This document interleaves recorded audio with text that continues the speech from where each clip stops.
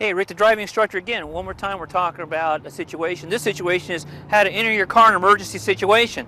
Well, we're assuming two things. One, the car's locked and you can't get in. What are you going to do? All right, well, there's very many things that are available out there. Some of folks think that the local police department can help out. That's true, but that really depends on jurisdiction and what's going on at that particular time of day, whether they can get to you and help you out. If that's not the case, then there's you consult the yellow book in your locale for locksmiths.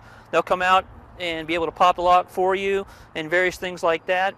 Also, a lot of municipalities have their highway assistance folks. Cell phone, make sure you got your charged cell phone. That comes in handy. You can always call somebody and have them come to your rescue and assist you in opening up the door.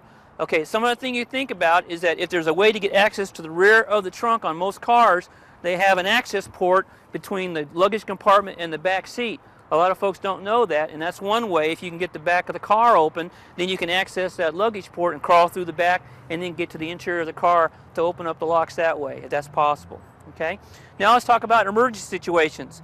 Okay, the thing you never want to be caught in is a situation where you're going out to your car in a parking lot and you don't know what the plan is. The plan is get it to your car, get it open real quick, and get inside as quickly as possible. That means you want to have the key ready to go. You go on, you unlock the door, you get in there, you situate yourself, lock the door very quickly, and make sure your locks are locked. And oh, by the way, check that back seat and make sure you don't have any unexpected passengers back there before you leave.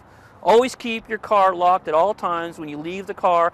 That's just a short trip into the C-Mart or whatever. All it takes is a moment for somebody to get in there that shouldn't be in there. So keep your car locked at all times.